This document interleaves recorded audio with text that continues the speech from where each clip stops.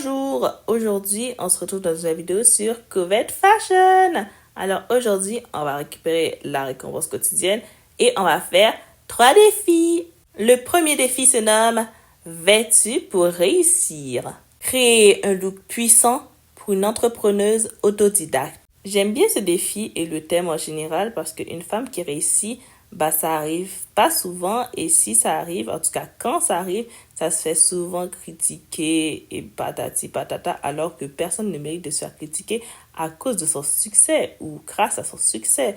Mais en tout cas, les femmes qui réussissent et en plus autodidactes méritent tout mon respect et le respect du monde, parce que vraiment ça montre à quel point elles ont travaillé dur et la vie en elle-même est dure. Alors si atteindre un niveau aussi haut était facile, tout le monde le saurait, tu vois.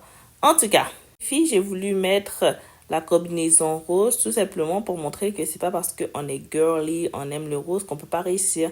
Ça me fait penser au film Legally Blonde, une blonde qui aime un peu le rose à mode et patati patata, pas qui se faisait pas trop respecter, mais qui voulait devenir, avocat. Et puis, tout le long du film, les gens la sous-estimaient parce qu'elle aimait s'habiller en rose, qu'elle était blonde, et à cause des préjugés et stéréotypes. Et à la fin, spoiler alert, je suis désolée, je vous gâche la fin, elle réussit son procès. Et c'est un truc de malade. J'aimais bien ce film, mais ça montre à quel point, on est souvent critiqué en tant que femme pour tout et pour rien, juste pour notre apparence ou pour les préjugés. Et c'est un peu triste.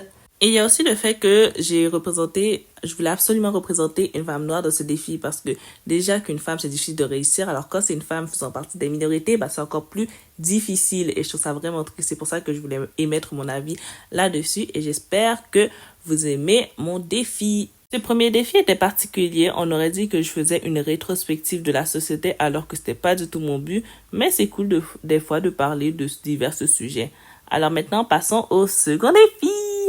Il se nomme Jour de voyage. Alors, pour ce défi, je vais pas être la meilleure ni le top du top, parce que j'ai jamais vraiment voyagé. Alors, je sais pas trop ce qu'on est censé porter lorsqu'on voyage, mais j'imagine que ça doit être des vêtements confortables. Mais là, on dit que ça doit aussi être sophistiqué. Donc, je suis pas trop sûre. Comme j'ai dit tout à l'heure, je n'ai jamais voyagé, mais j'ai toujours eu des destinations de rêve que un jour peut-être, j'espère, que je vais visiter. Alors, je vais faire mon top 4 ou 5, ça dépend, de mes endroits que je rêve d'aller pour visiter. Alors, top 1, bien évidemment, Paris, parce que c'est la ville de l'amour et de la mode. C'est la ville de tout. Il se passe des trucs de malade. La Tour Eiffel, c'est vraiment la ville du tourisme. Alors, y aller une seule journée, je serais trop contente.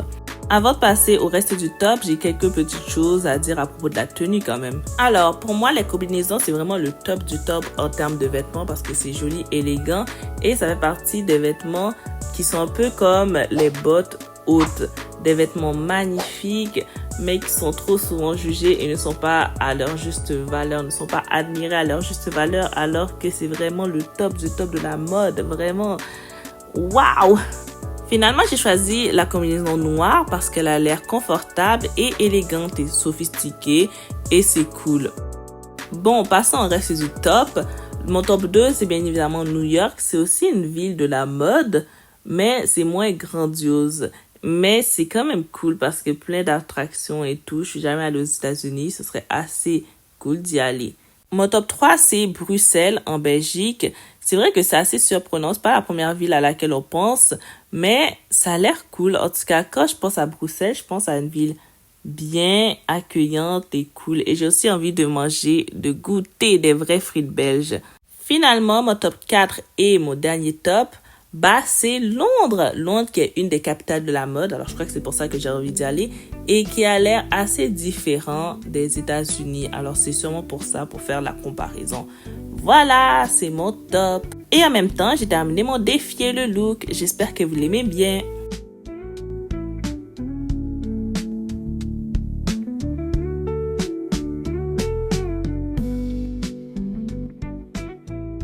Le dernier et troisième défi se nomme Cuir et tonnerre. Créer un look en cuir pour cette musicienne de métal qui est née pour être une rockstar.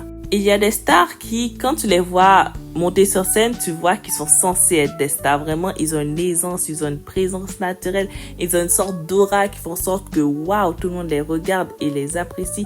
Et je trouve ça tellement cool, j'aimerais trop être comme eux. Pas la version, l'aspect en mode, waouh, patati patata spectacle, mais vraiment l'aspect où, charismatique, où les gens, ne sont pas gênés quand je m'entends parler parce que moi je bégaye trop. En tout cas, une aisance sur scène et on voit qu'ils sont là.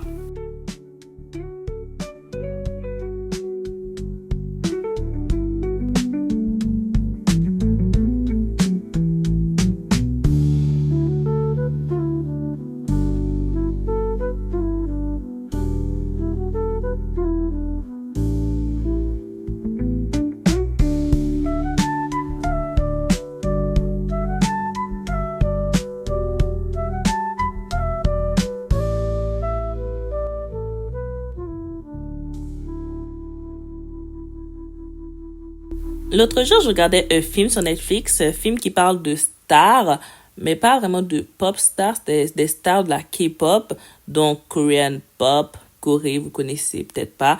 Mais en tout cas, c'est un film exceptionnel. Ce qui m'a le plus marqué, déjà de un, c'était les chansons, et de deux, c'était les vêtements. La mode dans ce film était exceptionnelle. Tous les vêtements étaient magnifiques, agencés ensemble.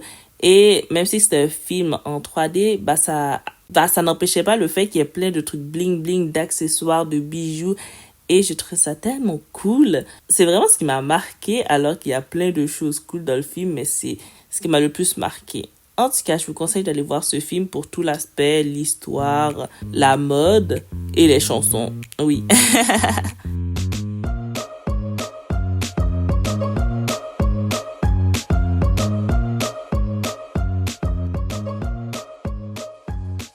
Dans la restriction du défi, ça disait de mettre un blouson en cuir. Alors, pour rester de la continuité, je vais mettre un bas en cuir également. Alors, c'est ce que je suis en train de chercher. Est-ce que je mets une jupe ou un pantalon ou un short?